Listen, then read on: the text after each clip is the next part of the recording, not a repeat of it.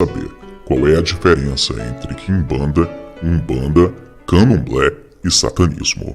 Obrigado, sobrinho Kelvin, por nos enviar a sua pergunta.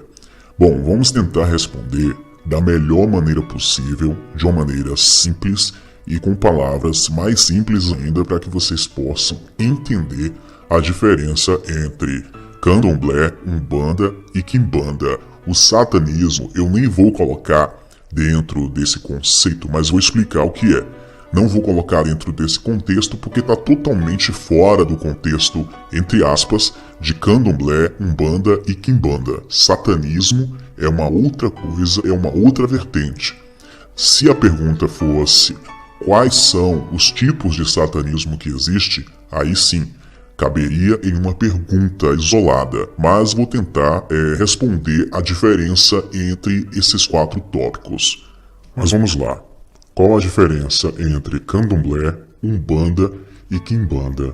O candomblé em si, na sua raiz, ele visa somente adorar e prestar culto aos orixás, aos deuses africanos. O candomblé é uma religião milenar. Ela foi trazida da África para cá e é uma religião, como foi dita, milenar. Existe há muitos anos, muito mais antiga do que a quimbanda e a umbanda. Em seu conceito, dizem que o candomblé é uma religião monoteísta, que apesar de adorar os orixás, que acreditam na existência de um único Deus criador, a qual eles chamam de Olorum. Dentre os diversos grupos étnicos que ramificaram o candomblé no Brasil, a tribo Yorubá é a mais conhecida com os orixás e seu deus Olorum, como foi citado agora anteriormente. Os orixás são as divindades, os guardiões dos elementos da natureza, cada qual tem suas características e preferências. No candomblé, eles recebem homenagens regulares com oferendas de animais, vegetais, minerais, cânticos, danças e roupas especiais. Os orixás incorporam-se nos fiéis para fortalecer o axé, que eles chamam de energia vital, que protege, segundo eles, o terreiro e os seus membros. E os cânticos que são entoados dentro do candomblé raiz, dentro do candomblé tradicional, normalmente, na maioria das vezes, é entoado em uma linguagem africana. Nenhuma divindade é superior ou inferior à outra, e não existe o bem e o mal de maneira isolada. Existem 3 tipos de candomblé, como podemos dizer, né? Chamam de nações. Tem o candomblé Queto, o candomblé Banto e o candomblé Jeje. Isso vai ficar para um outro vídeo porque são ramificações específicas e muito bem detalhadas que nós não vamos conseguir destrinchar neste vídeo, mas em outro vídeo eu prometo explicar as diferenças entre candomblé Queto, candomblé Banto e candomblé Jeje. Esses 3 candomblés aí, Queto, Banto e Jeje, são considerados os candomblés tradicionais, aqueles que vieram da África e que visam somente prestar culto aos orixás e ao Olorum, que eles consideram Deus Supremo. Então, o candomblé em si, eu acho que o termo religião afro-brasileira não se encaixa por completo dentro do candomblé, porque apesar de tudo, ele ainda preservou muito as raízes africanas. Eu acho mais certo falar que o candomblé é uma religião iorubá, ou de raiz africana, de matriz africana, diferente da umbanda e da quimbanda, que são religiões afro-brasileiras que nasceram dentro do Brasil. O candomblé nasceu na África, então é uma religião de matriz africana, uma religião de raízes africanas. Já a umbanda é uma religião que foi criada aqui no Brasil em 1908, pelo médium Zélio Fernandino, sob a influência de um caboclo chamado Sete Cruziadas. A umbanda possui influência do candomblé e do espiritismo, onde os espíritos são chamados de guias e os cultos de giras. Na umbanda também tem oferendas, só que para os guias, e os médios também incorporam as entidades. Entretanto, eles dão passes e consultas e também cânticos que são com a língua portuguesa, diferente do candomblé raiz, onde os cultos aos orixás se usam uma linguagem africana em suas músicas. As entidades são agrupadas em hierarquia, que vai dos espíritos mais baixos, que são chamados de maus, aos mais evoluídos, que são considerados espíritos bons. Podem ser pretos velhos, caboclos, boiadeiros, mineiros, crianças, marinheiros, ciganos, baianos, orientais, xamãs e exus. Lembrando que existe uma diferença entre o orixá Exu e os exus da Umbanda. São totalmente diferentes. Exu é um orixá do candomblé e na Umbanda existem exus, que são espíritos que ganharam esse nome talvez por alguma semelhança de comportamento. Porém, isso também vai ficar para um outro vídeo porque tem muito detalhe para que possamos explicar e facilitar o entendimento de vocês. Já a Quimbanda, ela é mais uma seita, sendo uma ramificação da Umbanda. Ou seja, a Umbanda saiu do candomblé e a Quimbanda saiu de dentro da Umbanda. É onde atuam os Exus e as pombas giras, que fazem uso de forças negativas. Enquanto a Umbanda trabalha com um tipo de magia que eles chamam de magia branca, a Quimbanda trabalha com magia negra propriamente dito. A Quimbanda, então, a grosso modo, é a magia negra nascida no Brasil. Já o candomblé, até onde eu sei, o candomblé raiz, visa somente prestar culto e adoração aos orixás. Eles não levam oferendas querendo algo em troca. Já a Umbanda, ela faz magias, mas com intuitos positivos, segundo eles, como por exemplo, abrir caminhos e etc.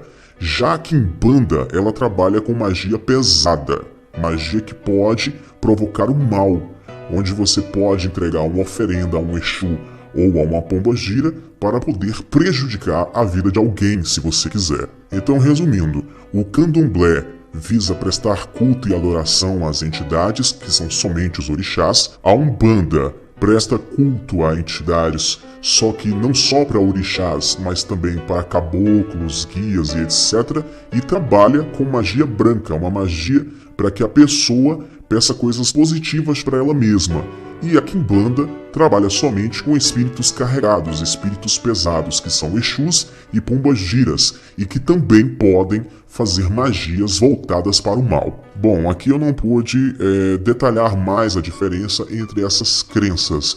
Se você é alguém do candomblé, da Umbanda ou da Quimbanda e quiser acrescentar o conhecimento aí nos comentários, desde que seja com educação, por favor, sinta-se à vontade para colaborar com o conhecimento de todos aqui no canal. Tio, e o satanismo? Satanismo é uma outra coisa que não tem nada a ver com esse tema aqui que nós acabamos de abordar. Satanismo trata-se de louvor e adoração a Lúcifer. Propriamente dito, é um tipo de adoração a demônios assumida. E existe vários tipos de satanismo, então por isso que não existe uma certa lógica de falarmos sobre isso neste vídeo. Eu fiquei devendo um vídeo aí sobre as diferenças de satanismos e em breve eu vou estar falando aqui no canal. Bom, para alguns esse vídeo foi uma resposta muito esclarecedora. Para outros, a abertura de uma porta para mais questionamentos. De uma forma ou de outra, eu espero ter contribuído para o crescimento do conhecimento de vocês. Antes de ir embora... Com certeza, você já deve ter ouvido falar sobre Zeus, Thor, Atena, Afrodite e outros deuses da mitologia grega. Assim como também você deve ter ouvido falar em Anubis, Horus, Amun-Ra e outras entidades da mitologia egípcia. Porém, pouco se conhece sobre a mitologia africana. É válido lembrar que se você conhece a mitologia egípcia, então você conhece 1/3 da mitologia africana. Afinal de contas, o Egito se encontra no norte da África.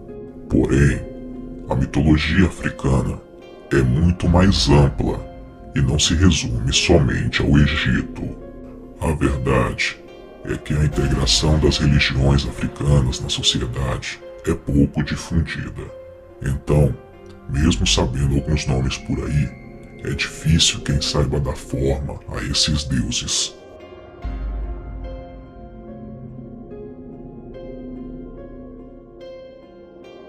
Nesta nova série do canal, apresentaremos as histórias, as lendas, as características de cada entidade da mitologia africana. Acredito que a maioria de vocês estão loucos para me perguntar: Tio Lu, as entidades da mitologia africana, os orixás, são do diabo? São demônios? Eles são do bem ou eles são do mal? É válido lembrar que o intuito da série não é mostrar o lado obscuro dessas entidades ou das suas religiões. Apresentaremos aqui apenas o contexto histórico, mitológico e lendário, somente a nível de conhecimento. Cabe cada um assistir, analisar e tirar as suas próprias conclusões.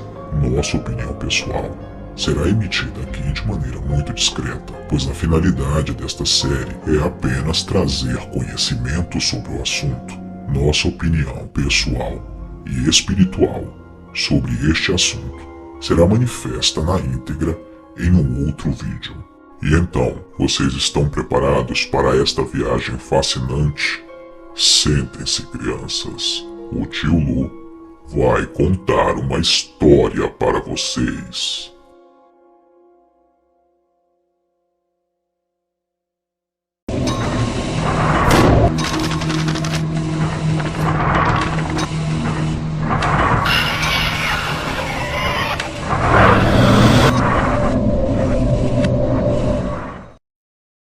Mitologia Africana, Capítulo 1, Olorum e a origem dos orixás.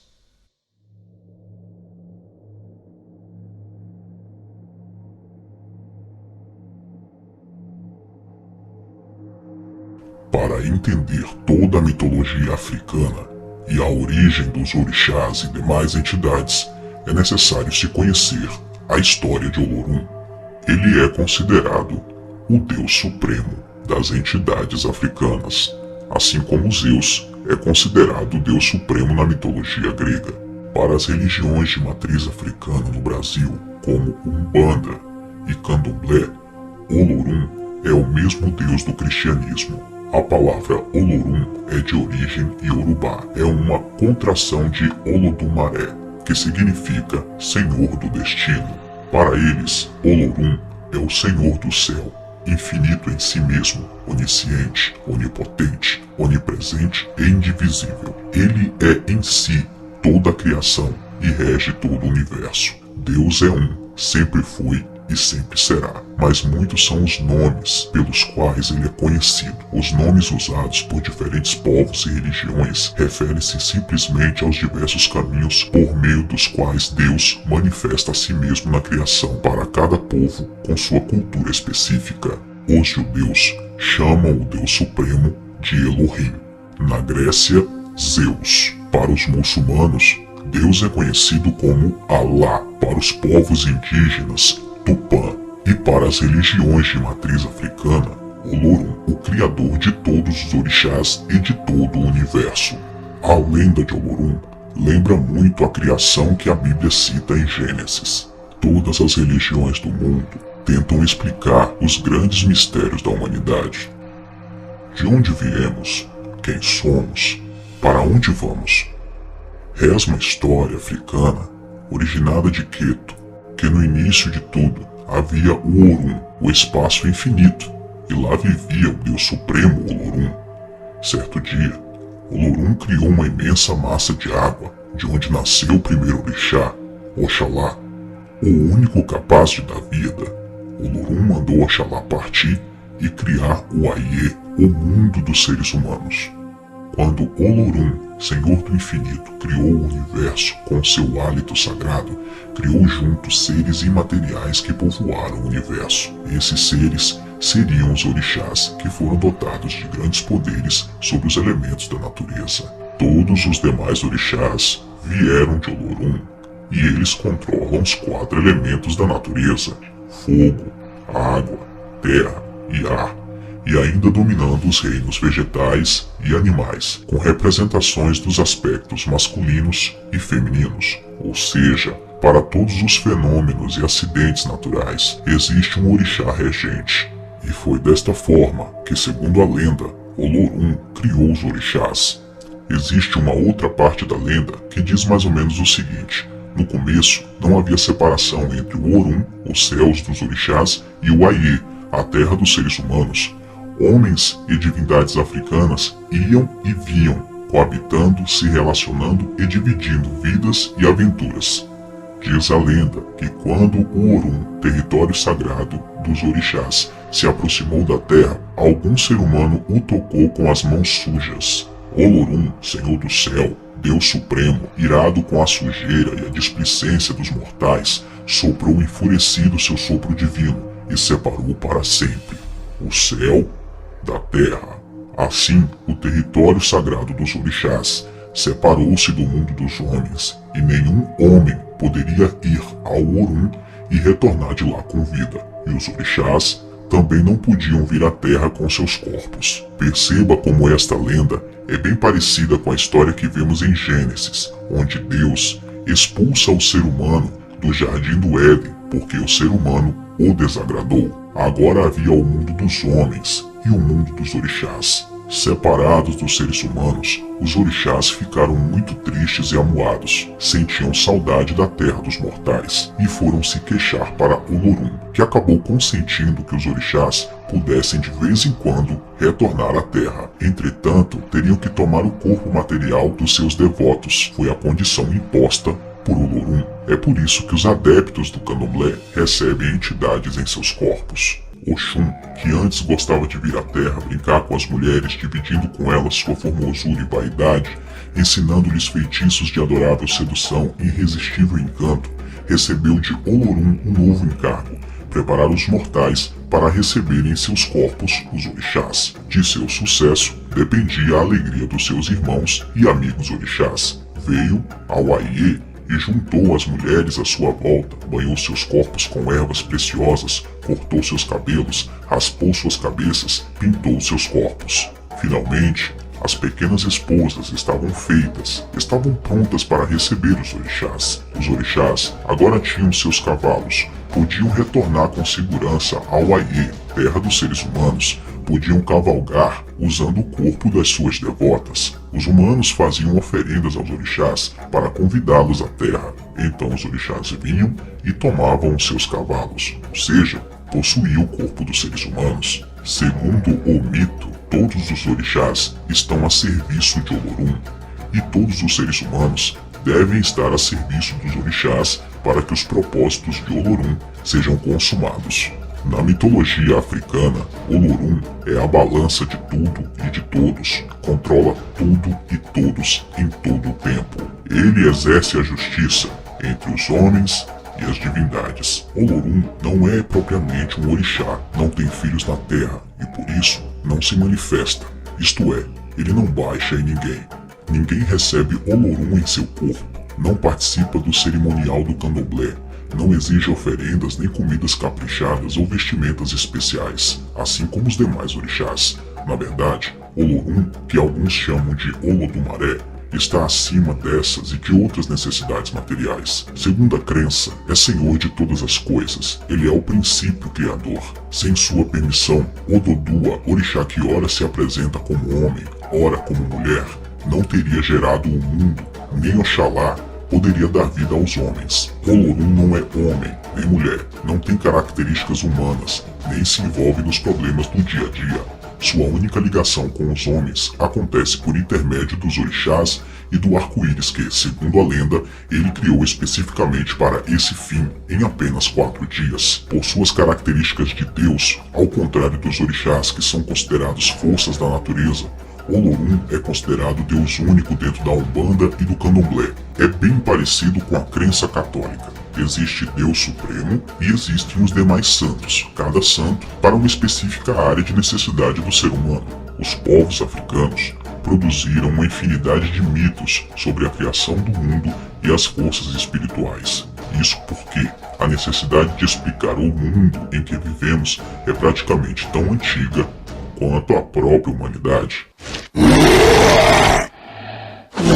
Não perca o próximo episódio de Mitologia Africana, capítulo 2, Oxóssi, Xangô e Ogum. Te espero no próximo vídeo.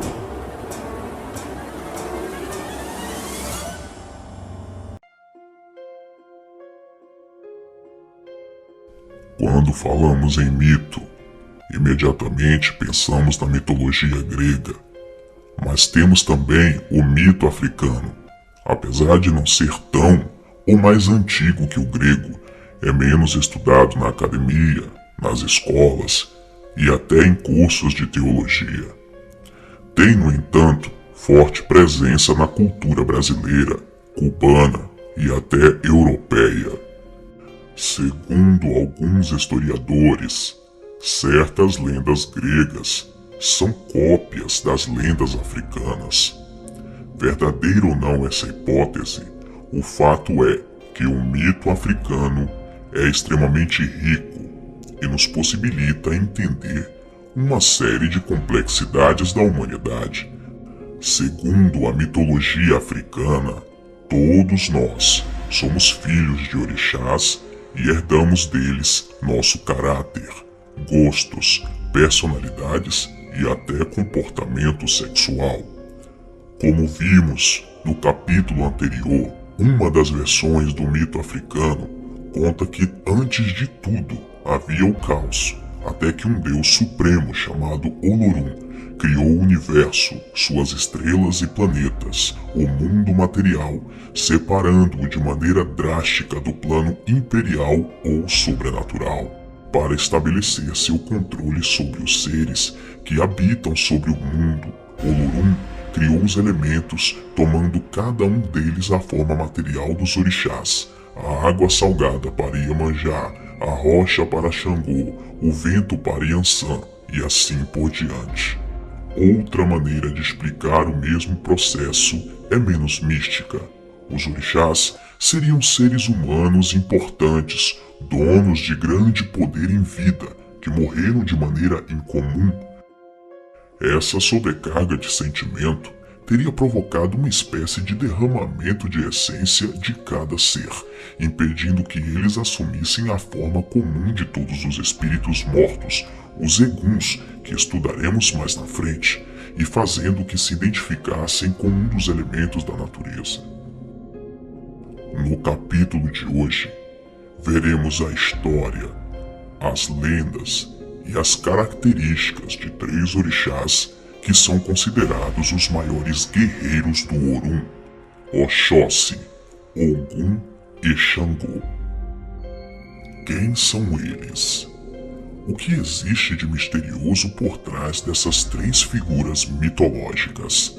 Eles seriam entidades do bem? Seriam entidades do mal? Ou são entidades neutras?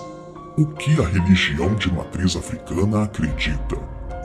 Lembrando mais uma vez que o intuito deste documentário não é dizer se a entidade é um demônio ou se é algo do bem. O nosso único intuito com o documentário é mostrar o ponto de vista histórico, lendário e místico de quem acredita nestas entidades. Muitos ainda me perguntam: Tio Lu, essas entidades são demônios? São do bem ou são do mal? Bom, apresentarei apenas os contextos que foram falados. Afinal, este é um documentário de ponto de vista histórico e antropológico. O meu ponto de vista pessoal será colocado de maneira muito discreta no final do vídeo. Afinal, cada um acredita no que quer. O que é bom para você talvez não seja bom para o seu próximo e vice-versa. Vocês estão preparados para acompanhar o segundo capítulo desta viagem fascinante sobre a mitologia africana? Sentem-se, crianças. O tio Lu vai contar uma história para vocês.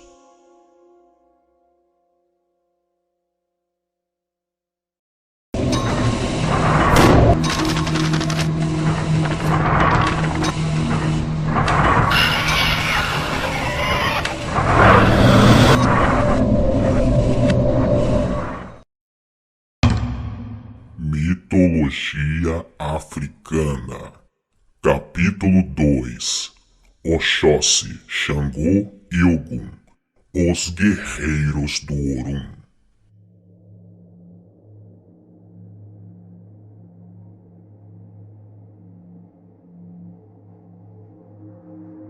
Como vimos no capítulo anterior da série, os orixás são deuses africanos que correspondem a pontos de força da natureza. Segundo as religiões de matriz africana e devotos destas entidades, as características de cada orixá se aproximam dos seres humanos, pois eles se manifestam através das emoções, como nós. Sentem raiva, ciúme, amam em excesso, são passionais e também possuem até espírito de competição. Hoje falaremos sobre 3 orixás que são muito populares nas religiões de matriz africana no Brasil: Oxóssi, Xangô e Ogum. Segundo muitos seguidores das religiões de matriz africana no Brasil, como o Candomblé, a Umbanda e a Quimbanda, eles são considerados 3 das entidades mais poderosas do Orum. Se você não entende o que significa a palavra Orum, isso foi explicado no primeiro capítulo da série, mas vamos resumir. Segundo a crença das religiões de matriz africana, o Orum é como se fosse o Olimpo africano, lugar sagrado no universo onde os orixás vivem. Agora vamos ao que interessa. Falaremos sobre os 3 orixás. Oxóssi. Segundo a crença, Oxóssi é o orixá caçador, protetor das matas, dos animais, das florestas e dos caçadores. Veste-se de verde, azul turquesa e vermelho. Traz sempre consigo o seu ofá, arco e flecha. Seu dia é a quinta-feira. Segundo a crença, seus filhos são pessoas muito exigentes no cumprimento das obrigações, das atitudes firmes e são até um pouco duras. Não têm papas na língua e costumam falar tudo o que pensam. Dão muito valor aos acordos e não faltam à sua palavra. Com tendência à timidez, não gostam de demonstrar as suas emoções.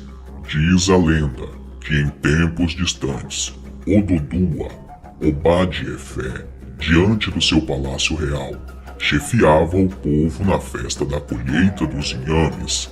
Naquele ano, a colheita havia sido farta e todos, em homenagem, deram uma grande festa comemorando o acontecido, comendo inhame e bebendo vinho. Era grande a fartura. De repente, um grande pássaro, Eleiê, pousou sobre o palácio, lançando seus gritos malignos e lançando fardas de fogo, com a intenção de destruir tudo que por ali existia, pelo fato de não terem oferecido uma parte da colheita a Agés, feiticeira portadora do pássaro. Todos se encheram de pavor, prevendo desgraças e catástrofes.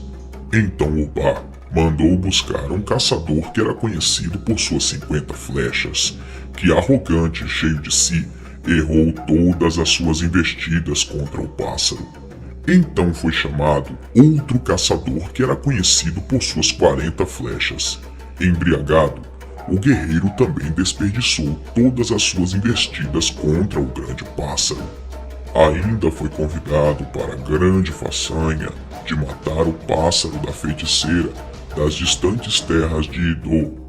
Outro guerreiro, o guardião das 20 flechas, Fanfarrão, apesar de sua grande fama, atirou em vão as suas 20 flechas contra o pássaro encantado e nada aconteceu.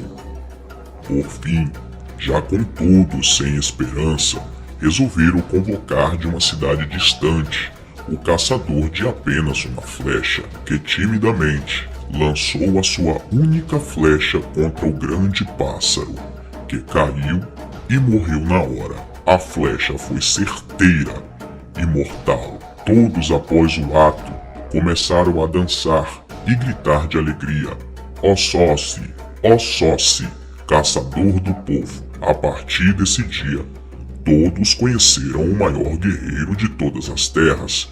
Foi reverenciado com honras e carrega seu título até hoje. Oxóssi. Diz também a lenda que Oxóssi é irmão de Ogum. Ogum tem pelo seu irmão um afeto especial. Num dia em que voltava da batalha, Ogum encontrou o irmão temeroso e sem reação, cercado de inimigos que já tinham destruído quase toda a aldeia e que estavam prestes a atingir a sua família e tomar as suas terras. Ogum vinha cansado de outra guerra, mas ficou irado e sedento de vingança. Procurou dentro de si mais forças para continuar lutando e partiu na direção dos inimigos com sua espada de ferro.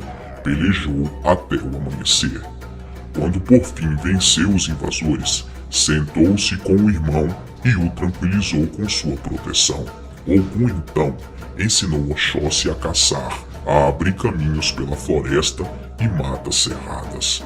Oxóssi aprendeu com o irmão a nobre arte da caça, sem a qual a vida é muito mais difícil. Ogum ensinou Oxóssi a defender-se por si próprio e ensinou Oxóssi a cuidar da sua gente. Agora Ogum podia voltar tranquilo para a guerra. Ogum fez Oxóssi o provedor da sua aldeia. Oxóssi é o irmão de Ogum. Ogum é o grande guerreiro e Oxóssi é o grande caçador. Ogum. Ogum é o orixá guerreiro, deus do ferro e da guerra. Seu domínio são as retas dos caminhos, as lutas e o trabalho. Veste-se de azul escuro, verde e vermelho. Traz sempre a sua espada pronta para o ataque. Seu dia é terça-feira. Seus filhos são pessoas com um apurado senso de honra e incapazes de perdoar uma ofensa. São fisicamente muito resistentes, curiosos por natureza, possuem muita capacidade de concentração e perseguem seus objetivos com determinação. Diz a lenda que Ogum lutava sem cessar contra os reinos vizinhos. Ele sempre voltava, com muitos tesouros e muitos escravos. Todos estes bens conquistados ele entregava a Ododua, seu pai. Ogum continuou suas guerras. Durante uma delas, ele tomou Ire. Antigamente, esta cidade era formada por 7 aldeias. Por isso, ainda hoje, o chamam de Ogum Mejeje Iode Ire, Ogum das 7 partes de Ire. Ogum matou o rei Onire e o substituiu pelo próprio filho, conservando para si o título de rei. Ele é saudado como Ogum Onire, Ogum Rei de Ire. Entretanto, ele foi autorizado a usar apenas uma pequena coroa, a coroa. Daí ser chamado também de Ogum Alakoro, Ogum dono da pequena coroa. Após instalar seu filho no trono de Ire, Ogum voltou para guerrear por muitos anos. Quando voltou a Ire, após longa ausência, ele não reconheceu o lugar. Por infelicidade, no dia da sua chegada, celebrava-se uma cerimônia na qual todo mundo devia guardar silêncio completo. Ogum tinha fome e sede. Ele viu as jarras de vinho, mas não sabia que elas estavam vazias. O silêncio geral pareceu-lhe um sinal de desprezo. Ogum, cuja paciência é curta, se encheu de raiva, quebrou as jarras com golpes de espada e cortou a cabeça das pessoas. A cerimônia tendo acabado, apareceu finalmente o filho de Ogum e ofereceu-lhes seus pratos prediletos, caracóis e feijão, regados com dendê, tudo acompanhado com muito vinho de palma. Ogum, arrependido e calmo, lamentou seus atos de violência e disse que já vivera bastante e que viera agora o tempo de repousar. Ele baixou então a sua espada e desapareceu sobre a terra. Xangô. Segundo a crença, Xangô é o orixá da justiça, do trovão e da pedreira. veste-se de vermelho e branco, usa uma coroa e traz o oxé, machado duplo, e o xerê, instrumento musical. Seu dia é quarta-feira. Seus filhos são pessoas fisicamente fortes, atrevidos e prepotentes, com um senso de justiça muito próprio, não suportam desaforos. Às vezes, agem como se fossem os donos da verdade, porém quando a situação complica, sempre buscam um meio termo para não sair perdendo. Diz a lenda que Xangô era rei de Oió, o mais temido e respeitado de todos os reis. Mesmo assim, um dia seu reino foi atacado por uma grande quantidade de guerreiros que invadiram a cidade violentamente, destruindo tudo e matando soldados e moradores numa tremenda fúria assassina. Xangô reagiu e lutou bravamente durante semanas. Um dia, porém, percebeu que a guerra tornara-se um caminho sem volta. Já havia perdido muitos soldados e a única saída seria entregar sua coroa aos inimigos. Resolveu então procurar por Orumilá e pediu-lhe um conselho para evitar a derrota quase certa. O adivinho mandou que ele subisse em uma pedreira e lá aguardasse, pois receberia do céu a iluminação do que deveria ser feito. Xangô subiu e quando estava no ponto mais alto, foi tomado de extrema fúria, pegando seu cochê, machado de 2 lâminas, e começou a quebrar as pedras com grande violência. Estas, ao serem quebradas, lançavam raios tão fortes que em instantes transformaram-se em enormes línguas de fogo que, espalhando-se pela cidade, mataram uma grande quantidade de guerreiros inimigos. Os que restaram, apavorados, procuravam os soldados de Xangô e renderam-se imediatamente pedindo clemência. Levados até o rei, os presos elegeram um emissário para servir-lhes de porta-voz. O homem escolhido foi logo se atirando aos pés de Xangô. Desculpou-se pedindo perdão. Humilhando-se, explicou que lutavam não por vontade própria, e sim forçados por um monarca, vizinho de Oió, que tinha um grande ódio de Xangô. Xangô, altamente perspicaz, enxergou nos olhos do guerreiro que ele falava a verdade e perdoou a todos, aceitando-os como súditos no seu reino. Assim, tornou-se conhecido como o Orixá Justiceiro, que perdoa quando defrontado com a verdade, mas que queima com seus raios os mentirosos e delinquentes. Neste vídeo, falamos sobre os 3 principais orixás masculinos. No próximo vídeo, falaremos sobre os 3 principais orixás femininos. Não perca o próximo capítulo de Mitologia Africana, Yansan, Oxum e Iemanjá. Te espero no próximo vídeo.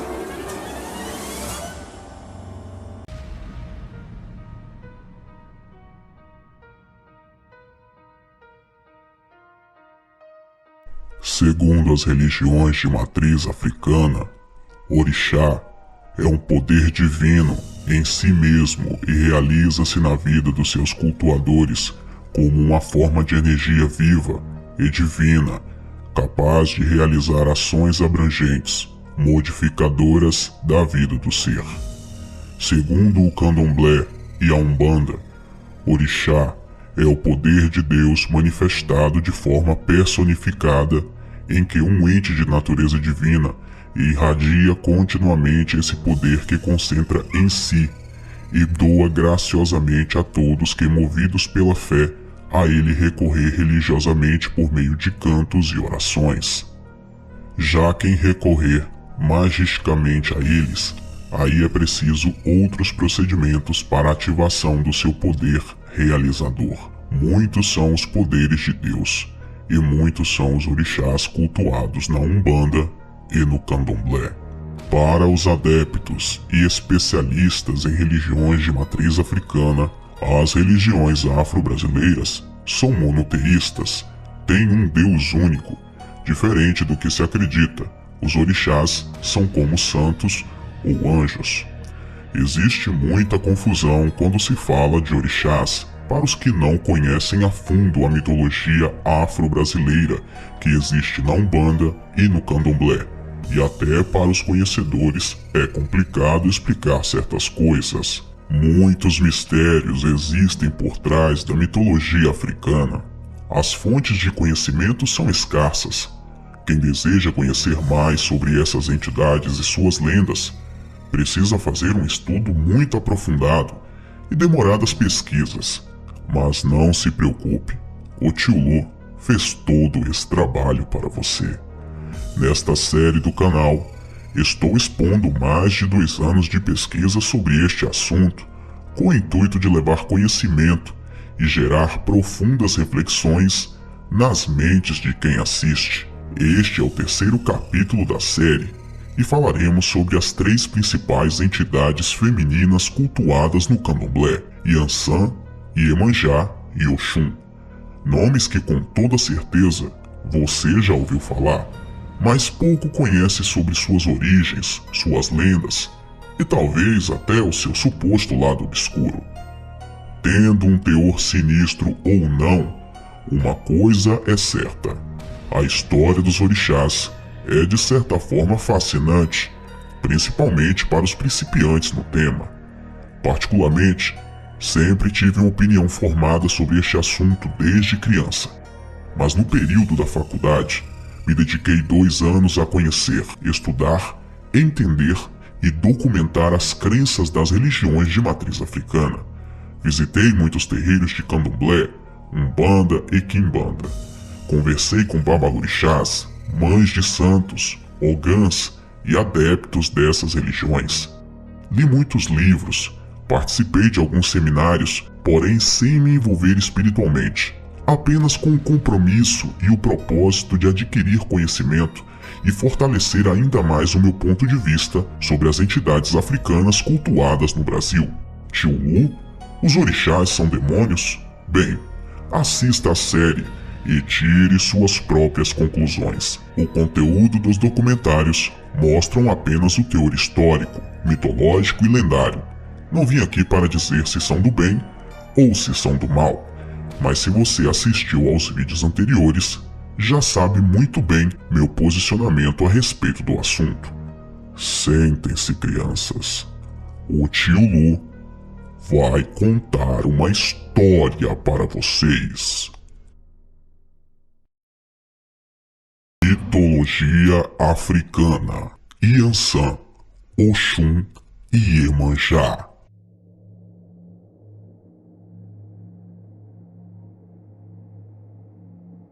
No capítulo anterior da série, falamos sobre os 3 principais orixás masculinos cultuados nas religiões de matriz africana no Brasil: Oxóssi, Xangô e Ogum. Neste capítulo, falaremos sobre as 3 entidades femininas mais cultuadas na cultura afro-brasileira: Yansan, Oxum e Iemanjá. Oiá, conhecida como Yansan, é o orixá de um rio conhecido como Níger, orixá dos ventos, raios e tempestades, também guerreira, ágil e agitada como o próprio vento. Extrovertida e sensual como poucas, senhora absoluta dos eguns, espírito dos mortos, além de esposa predileta de Xangô, divide com ele o domínio sobre as tempestades e o fogo.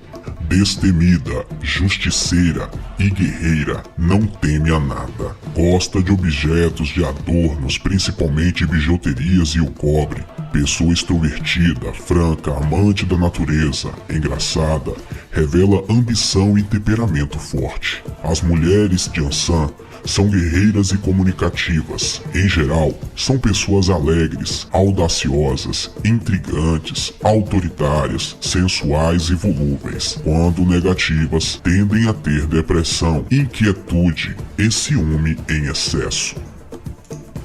Diz a lenda que Yansan vivia feliz com Ogum, pois os dois tinham muitas coisas em comum, como o gosto pela guerra e o desejo de desbravar novos lugares. Gostavam da companhia um do outro, sentindo-se em harmonia.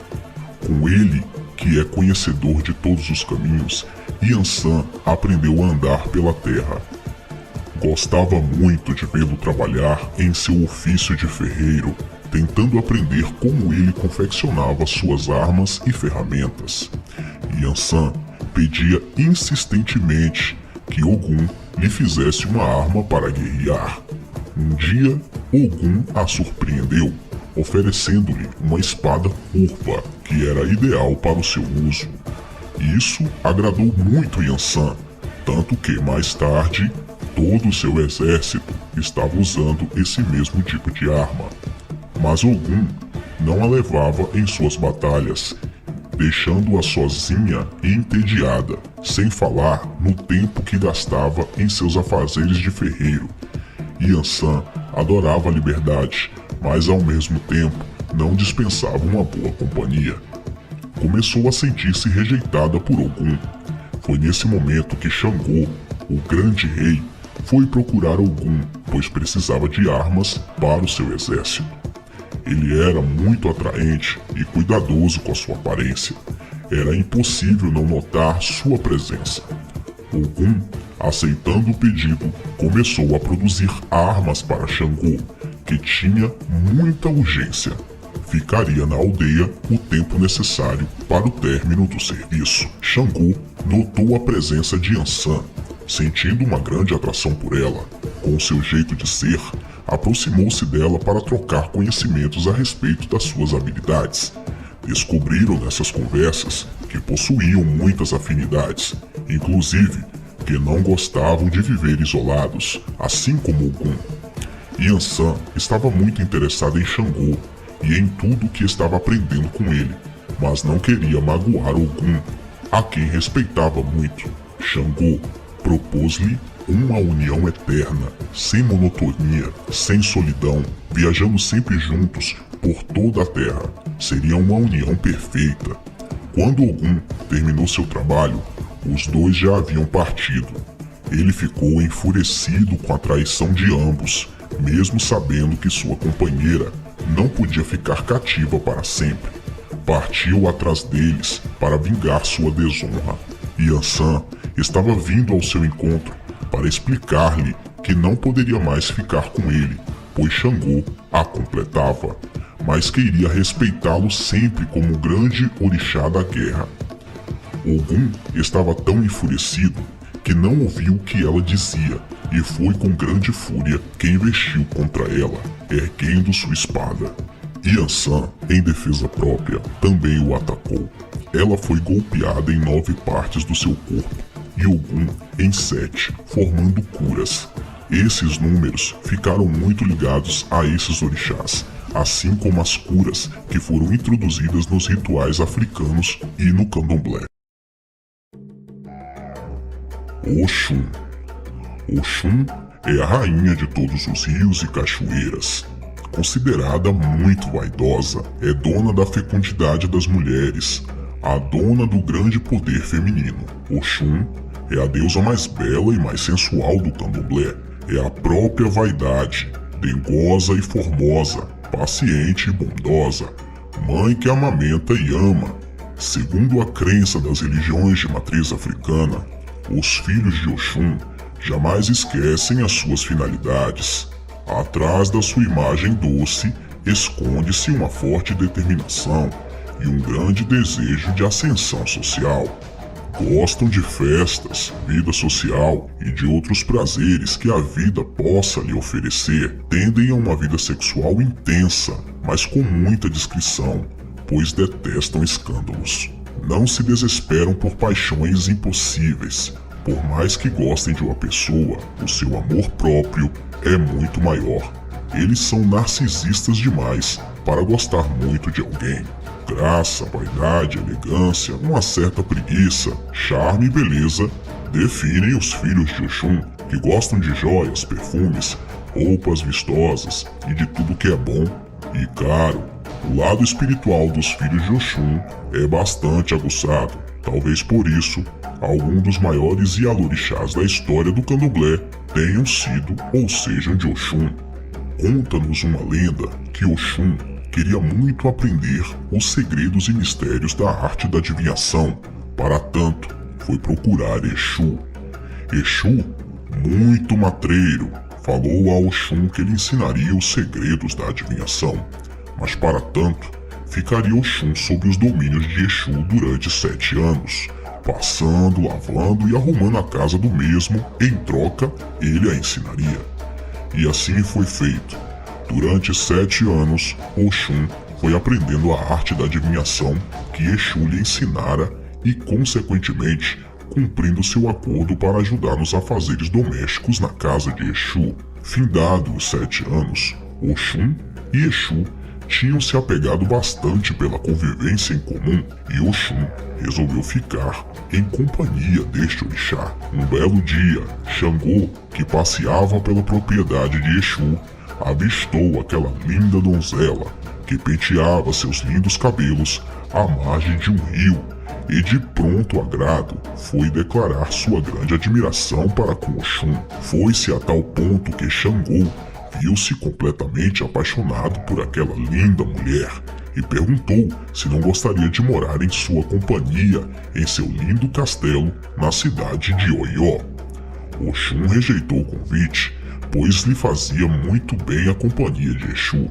Xangô, então irritado e contrariado, sequestrou Oxum e levou-a em sua companhia, aprisionando-a na masmorra do seu castelo.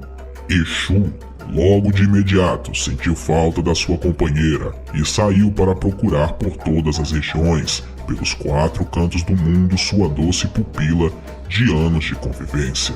Chegando nas terras de Xangô, Exu foi surpreendido por um canto triste e melancólico que vinha da direção do palácio do rei de Oió, da mais alta torre.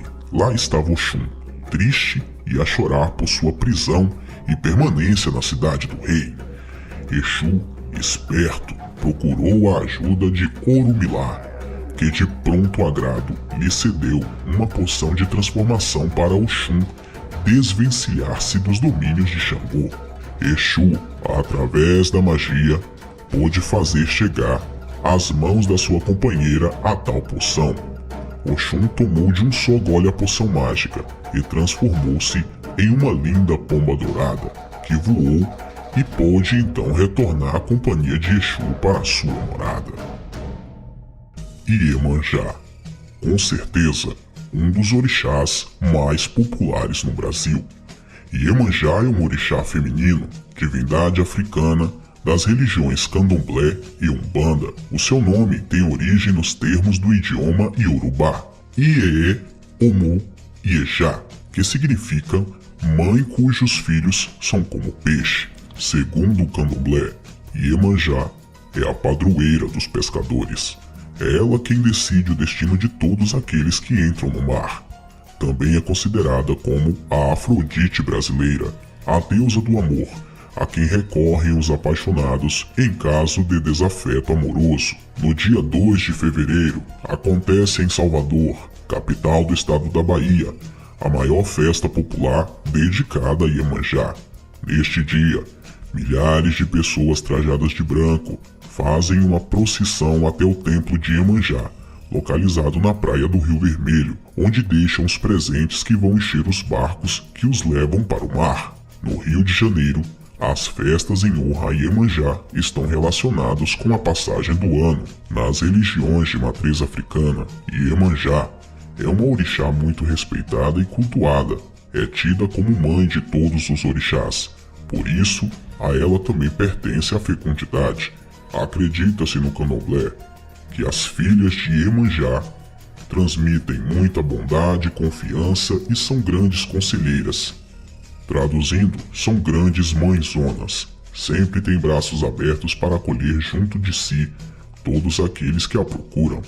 A porta de sua casa sempre está aberta para todos e gosta de tutelar pessoas, tipo a grande mãe, aquela mulher amorosa que sempre junta os filhos dos outros com os seus. Diz a lenda, Iemanjá era filha de Olokun, a deusa do mar. Em Efé, ela tornou-se esposa de Olofim Odudua, com o qual teve 10 filhos. Estas crianças receberam nomes simbólicos e todos tornaram-se orixás. Um deles foi chamado Oxumaré, o arco-íris, aquele que se desloca como a chuva e revela os seus segredos. De tanto aumentar seus filhos, os seios de Iemanjá tornaram-se imensos. Cansada da sua estadia em Efé, Iemanjá continuou na direção do entardecer da terra, como os Iorubás designam o oeste, chegando a Abeokuta. Ao norte de Abeokuta vivia Oquerê, o rei de Xaqui. Iemanjá continuava muito bonita. Oquerê desejou Iemanjá e lhe pediu em casamento. Iemanjá aceitou, mas impondo uma condição, que ele nunca fizesse piadas pelo tamanho dos seus seios. Oquerê sempre foi gentil e tratava Iemanjá com muita consideração e respeito. Mas um dia ele bebeu muito vinho de palma e voltou para casa bêbado. Ele não sabia mais o que fazia e nem sabia mais o que dizia. Tropeçando em Iemanjá, esta o chamou de bêbado e imprestável. Oquerê então gritou: "Você com seus seios compridos e balançantes, você com seus grandes seios e trêmulos." E Iemanjá ficou muito ofendida e fugiu em disparada. Certa vez, antes do seu primeiro casamento, Iemanjá recebera da sua mãe uma garrafa contendo uma poção mágica, pois dissera esta: "Nunca se sabe o que pode acontecer amanhã. Em caso de necessidade, quebre a garrafa, jogando-a no chão." Em sua fuga, Iemanjá tropeçou e caiu. A garrafa quebrou-se e dela nasceu um rio. As águas tumultuadas deste rio levaram Iemanjá em direção ao oceano, residência da sua mãe Olokun. Oquerê, contrariado, queria impedir a fuga da sua mulher e, para barrar o seu caminho, ele se transformou em uma colina. Iemanjá quis passar pela direita. Oquerê deslocou-se para a direita. Iemanjá quis passar para a esquerda. Oquerê deslocou-se para a esquerda. Iemanjá percebeu que não conseguiria escapar de Oquerê. Então ela chamou um dos seus mais poderosos filhos, Xangô. Então Xangô veio rapidamente e com seus raios e relâmpagos vindos do céu conseguiu destruir a colina de Oquerê. Iemanjá passou livremente em direção ao mar. Religiões de matriz africana são carregadas de histórias, lendas e mitos. Um deles fala de Exu, um nome carregado e que se tornou sinônimo de coisas ruins na cultura cristã. Mas quem é Exu? Qual o seu significado para as religiões de matriz africana? Seria ele um anjo, um fantasma, uma força da natureza ou um demônio? Muitas são as dúvidas sobre esta entidade, que traz consigo um vasto histórico cômico e ao mesmo tempo assustador. Neste quarto capítulo da série Mitologia Africana, falaremos com detalhes sobre o orixá mais respeitado e temido, inclusive por adeptos do candomblé e da umbanda. Antes de começarmos, gostaríamos de alertar: se você não é acostumado a ver coisas sobrenaturais, este vídeo não é aconselhável para você, pois muitas coisas inexplicáveis podem acontecer quando adentramos em um universo tão obscuro. Ainda está em tempo de você não assistir a este vídeo. Você insiste? Tem certeza que deseja continuar assistindo? Tudo bem, é por sua conta e risco.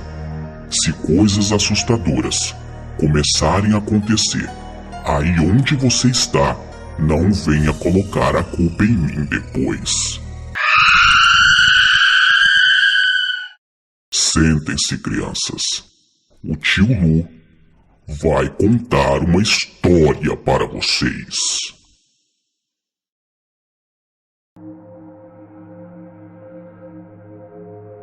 Nos capítulos anteriores da série, estudamos sobre os principais orixás cultuados no Brasil.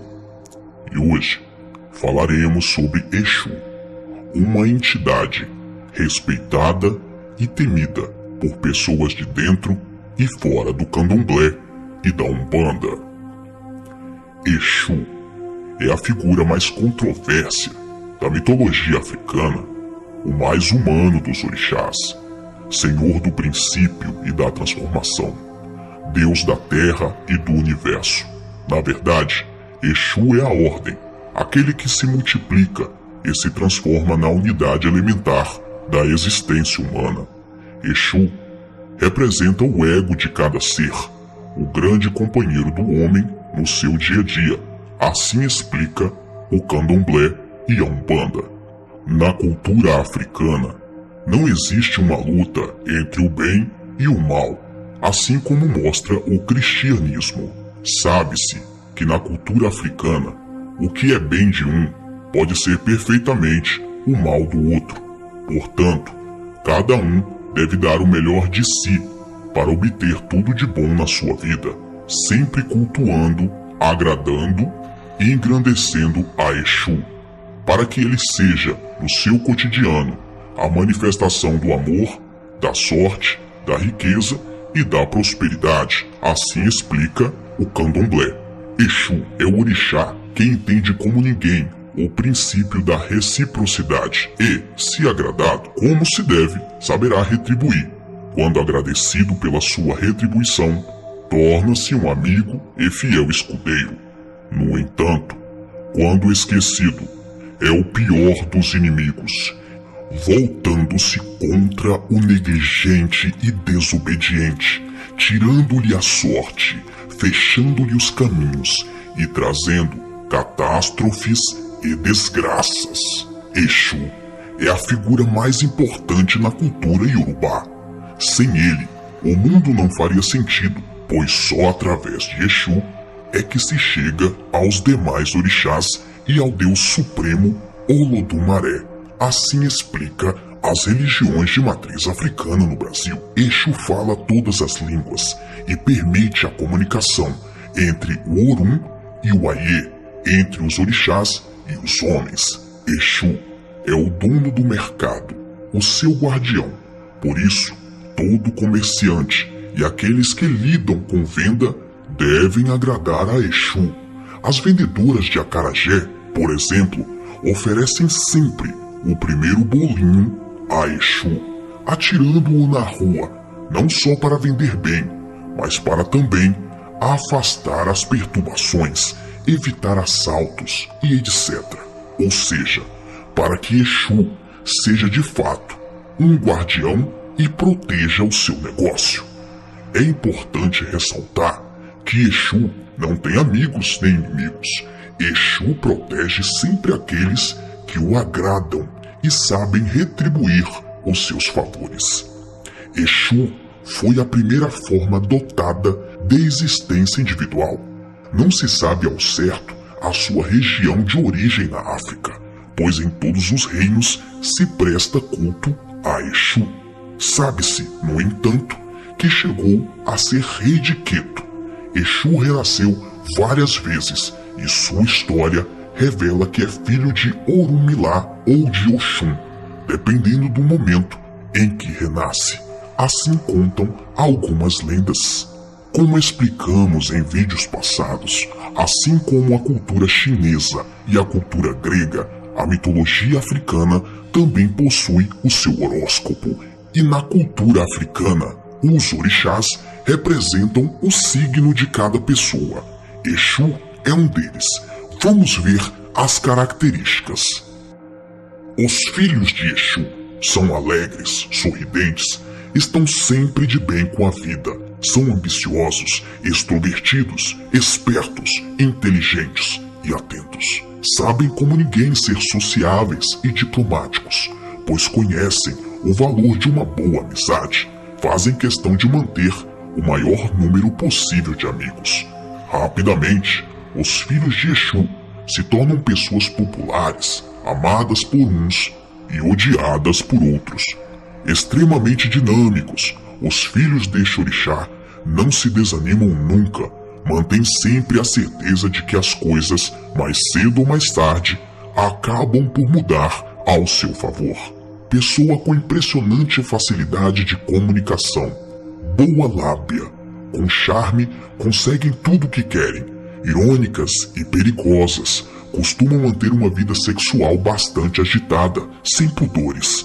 São pessoas extremamente rápidas que não pensam, só fazem. Os filhos de Exu possuem uma facilidade impressionante para entrar e sair de confusões. Esquecem facilmente as ofensas, não guardam rancor, mas não perdem a oportunidade de se vingar. O que poucas pessoas sabem é que existe uma diferença entre o Exu do Candomblé e os Exus da Umbanda. Na verdade, na Umbanda existem vários Exus, quanto no Candomblé cultua-se apenas o Exu Orixá. No Candomblé, Exu é visto como os demais orixás, ou seja, para o Candomblé, Exu é um deus. Já a Umbanda considera os Exus não como deuses, mas como entidades em evolução que buscam, através da caridade, a evolução. Exus de Umbanda, de acordo com a crença religiosa, são espíritos de diversos níveis de luz que incorporam nos médios de Umbanda, Omolocô, Catimbó, Batuque, Santo Daime, Xambá e Candomblé de Caboclo.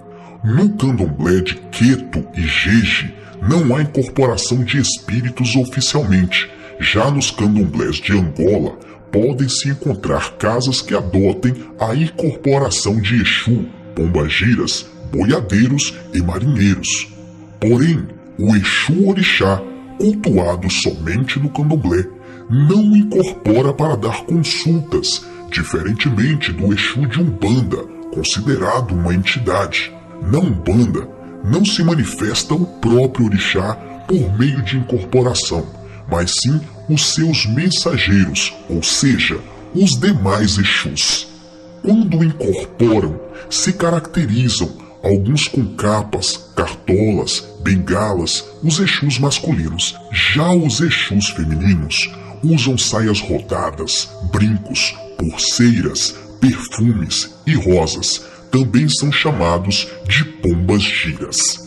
Na Umbanda, os Exus podem ser contactados tanto para fazerem o bem como para fazerem o mal.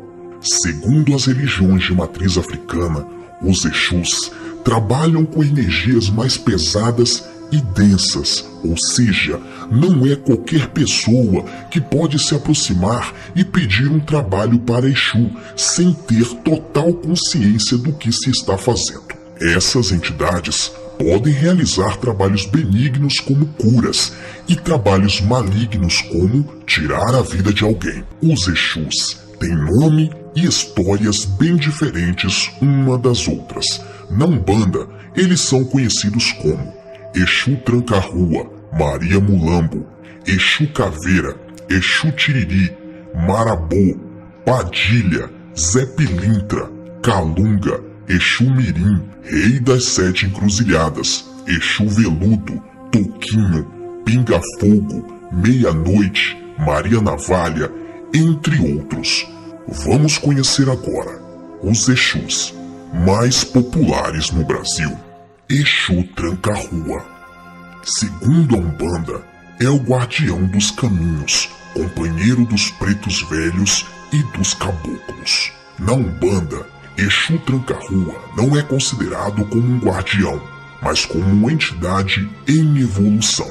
Tranca-Rua tem o poder de fechar e abrir o caminho para o ser humano, e também de ter as almas perdidas sem luz como escravos para prestar-lhes reverência e fazer o que ele ordenar. Este é um dos motivos pelo qual ele foi enviado aqui para o plano físico, para pegar as almas perdidas e formar uma hierarquia para que todas as almas perdidas fossem transformadas em seu exército. Ele usa uma cartola sofisticada de época, sua capa várias nas cores azul turquesa, roxo e negro, tendo contrastes em vermelho. É extremamente educado e fino, poderoso e sinistro. Transita além dos limites da bondade e da maldade. Zé Pilintra. Existem várias formas de incorporação de Zé Pilintra. Podemos citar 3 formas comuns de incorporação de seu Zé Pilintra: a do mestre Jumeiro, a do baiano ou a do malandro. Preto José Pilintra, como é conhecido no Catimbó ou na Jurema, é uma forma de caboclo e de Exu que trabalha na linha dos índios brasileiros com ervas e rezas para a cura e proteção dos seus fiéis. Profundo conhecedor dos segredos ocultos, dizem que viveu boa parte da sua vida ao lado dos índios brasileiros e absorveu todo o seu conhecimento. É muito conhecido no norte e no nordeste brasileiro. Tem grande influência nas matas e profundo respeito pelos santos católicos, especialmente Santa Bárbara, que no sincretismo religioso é Iansã no candomblé. Zé Pilintra baiano vem da linhagem dos antigos sacerdotes do candomblé, poderoso em desmanchar feitiços e mazelas dos seus adeptos, capaz de desafiar qualquer sacerdote sem se preocupar com os poderes do seu inimigo. Dizem que Zé Pilintra é capaz de drenar para si próprio o poder do grande orixá Ogum.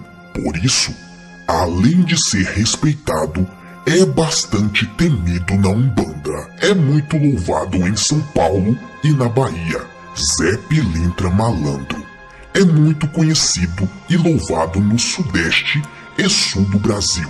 Trata-se de uma linhagem que andou entre a malandragem do Rio de Janeiro, criado em portos e cabarés nas décadas passadas, envolvendo-se em brigas, amizades e mulheres, uma das únicas entidades que incorpora em qualquer culto afro-brasileiro, seja na forma de um caboclo baiano ou de um Exu malandro.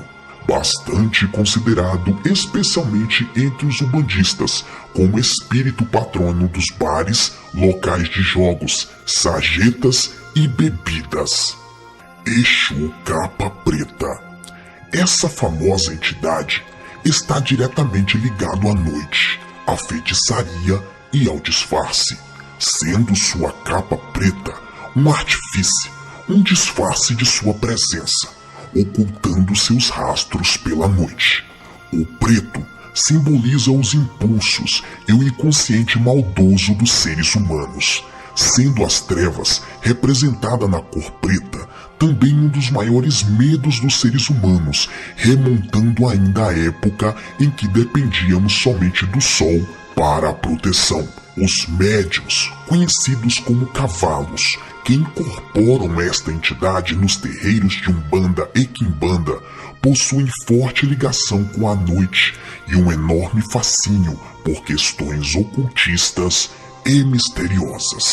Curiosamente, na Quimbanda, esta entidade tanto pode significar o bem quanto o mal, sendo ele um moderador que ora pende para o bem, ora pende para o mal, muitas vezes enganando e fazendo maldades em troca de oferendas. Capa Preta também possui poderes capazes de influenciar tanto o reino animal quanto o vegetal, sendo considerado por algumas correntes como uma entidade de faca de 2 gumes, pois possui tanto bondade quanto uma enorme tendência à maldade. Acredita-se que Exu Capa Preta foi em vida uma espécie de conde, e sendo um nobre rico, pode dedicar grande parte do seu tempo adquirindo conhecimentos em alquimia e magia negra. Segundo os religiosos, quem recorre a essa entidade para solucionar seus problemas pode obter consequências boas e consequências muito ruins. Maria Padilha, nome que significa Rainha do Fogo. Segundo a crença, Maria Padilha já teve várias encarnações na Terra, e a última delas foi em Ilhéus, na Bahia. Nesta sua última encarnação, ela era uma espanhola que veio para o Brasil morar em Ilhéus e foi morta na porta de um cabaré. Todos os homens que ela teve em cada uma das encarnações, num total de 7, estão com ela na espiritualidade, assim acreditam os umbandistas. Maria Padilha é uma das principais entidades da Umbanda. Traz consigo o dom do encantamento. É muito procurada pelas pessoas que sofrem de paixões não correspondidas. Suas oferendas são compostas geralmente de cigarros, champanhe, rosas vermelhas, perfumes, anéis, gargantilhas, batons, espelho, farofa feita com azeite de dendê, e suas obrigações são geralmente arriadas nas encruzilhadas. Ela também aceita sacrifício de galinha vermelha e cabra preta. Mulheres que trabalham com esta entidade são geralmente belas, bonitas, atraentes, sensuais e dominadoras, de personalidade muito forte. Sabem amar na cama como ninguém, mas com a mesma facilidade sabem odiar seus parceiros amorosos. Acredita-se que quem se deitar com uma mulher que tenha Maria Padilha no corpo e esta entidade se manifestar na cama no momento do ato sexual, o homem que se deitar com ela não vai conseguir ser feliz no amor com outras mulheres que não tenham Maria Padilha em seu corpo e que não a sirvam. Traduzindo, a vida deste homem será transformada em um verdadeiro inferno caso ele se recuse a se deitar com mulheres que tenham Maria Padilha. Ele não vai conseguir ser feliz no amor com ninguém. Se estiver casado ou namorando sério, vai perder o seu amor, pois Maria Padilha irá atrapalhar a sua vida amorosa. O intuito de Maria Padilha é transformar em escravos todos os homens que se deitam com ela. E se livrar desta maldição não é algo muito fácil. Digo isso por experiência própria. Agora, vamos falar da entidade mais temida por todos, Exu Caveira. Quem é Exu Caveira? Com certeza, você já ouviu falar este nome. Exu Caveira pertence a uma legião de espíritos que atua na falange de Omolu. Atuam nos cemitérios, nos hospitais, preparando os portais que levarão as almas para os próximos planos de existência. Neste caso, ele faz o papel de ceifeiro. Se você já assistiu à série Supernatural, entendeu bem qual é a atuação de Exu Caveira para a mitologia africana. É considerado o chefe do exército dos Exus. Quando se manifesta no terreiro, ele tem um temperamento inconstante, se apresentando ora alegre, ora nervoso, ora calmo, ora apressado. Por isso, muitos o consideram como um espírito louco. No entanto, segundo a crença da Umbanda, Exu Caveira é extremamente leal e amigo, sendo até um pouco ciumento. Fidelidade é uma das suas características mais marcantes. Por isso mesmo, Exu Caveira não perdoa traição e valoriza muito a amizade verdadeira. Considera a pior das traições a traição de um amigo. Quem trair Exu Caveira pode ter consequências muito graves, inclusive a própria morte. No entanto, uma vez amigo de Exu Caveira, tem-se um amigo para o resto da vida. Assim dizem os umbandistas. Ele é considerado o Exu provocador do sono da morte e manipulador de todas as drogas e entorpecentes.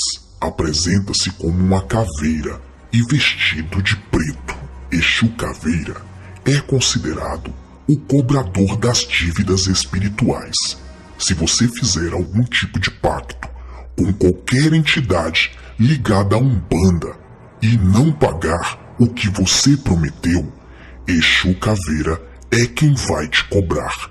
E se você fizer alguma promessa ou algum acordo com o próprio Exu Caveira e não cumprir, a consequência pode ser alarmante e catastrófica. Portanto, Se você pretende ter algum tipo de relacionamento com esta entidade, eu aconselho muita cautela, mas muita cautela mesmo. Ou melhor, não se envolva com isso. Obrigado por assistir a mais um vídeo bizarro deste canal. Curta a página Magia Negra. Uma arte milenar, usada muitas vezes para coisas que eu e você não teríamos coragem nem de fazer com o nosso pior inimigo. Seres espirituais das trevas são adorados, idolatrados e cultuados em troca de pequenos favores bizarros. Você já deve ter assistido algum vídeo aqui no canal ou em outros canais do YouTube sobre o tema magia negra. Mas se você pensa que já viu de tudo de bizarro acerca do assunto, garanto a você que não. Hoje você irá conhecer o mercado da magia negra, onde você pode comprar qualquer coisa que venha à sua cabeça ou que você precise para realizar algum ritual, algum feitiço e afins. Sentem-se, crianças. O tio Lu vai contar uma história para vocês.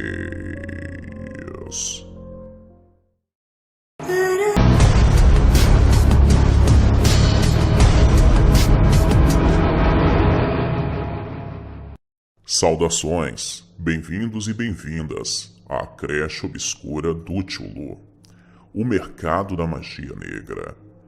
Se caso você precisasse comprar alguma coisa para acrescentar os seus ingredientes ali do seu ritual secreto, ou de alguma coisa que você precise para fazer um feitiço poderoso, você saberia por acaso onde encontrar? Acredite ou não, existem lugares especializados em produtos para magia negra. Mas antes de... imagine um lugar onde você pode encontrar todos os ingredientes para a realização de rituais e feitiços de magia negra. Esse lugar existe. Aliás, existem esses lugares. São feiras, são locais secretos, cada um mais bizarro que o outro. E quem vai trazer essa informação obscura pra gente é o nosso repórter obscuro, o Corvo Obscuro.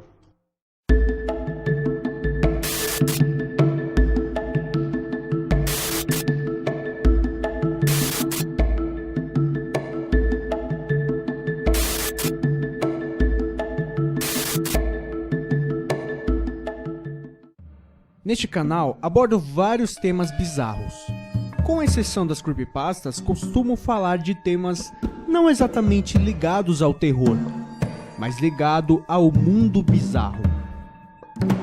Não é difícil encontrar coisas estranhas nesse mundo. Na verdade, é mais fácil do que parece. Vivemos rodeados de pessoas suspeitas, misteriosas, casos estranhos, lugares e diversas outras coisas. E dentro desse mundo bizarro, há diversos lugares perturbadores existentes. Lugares que nos deixam inquietantes só de estarmos presentes. Lugares que pensaríamos mais de 2 vezes antes de querer visitar. Até porque não são lugares que atraem muita gente. Apenas os que de fato gostam de bizarrices. Assim como eu. Se começarmos a falar de lugares perturbadores no planeta Terra, é obrigatório mencionar um mercado localizado em Lomé, estado do Togo. Esse mercado é nada mais nada menos que o maior mercado de magia negra e voodoo do mundo. O que para nós é algo totalmente bizarro, para o Togo é algo normal do cotidiano, já que a cultura dos curandeiros e remédios medicinais é o que prevalece nesse país. Como disse, para eles é algo normal, mas para nós é um lugar escalofriante. Quais são os produtos que podemos comprar nesse mercado? Um dos produtos mais comuns, entre aspas, é a mão do macaco, que concede um desejo para cada dedo da mão. Mas que, segundo conta a lenda, se o desejo se tornar realidade, irá trazer também uma desgraça junto com o desejo. É vendido também pó de camaleão triturado, que serve para receitas de diversas poções de amor, pó de ouriço que usam para evitar ou curar doenças de pele, pó de tartaruga para curar a asma e pó de papagaio que dizem conceder uma bela voz. E sim, partes desses animais são triturados para a fabricação do pó. Também são vendidos espécies de amuletos, como algumas pedras utilizadas pelos próprios comerciantes, como a Pedra do Trovão.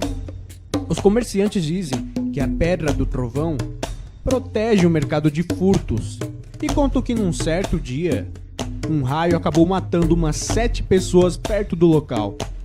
Depois que analisaram as pessoas que morreram, descobriram que todas tinham furtado algum amuleto do mercado.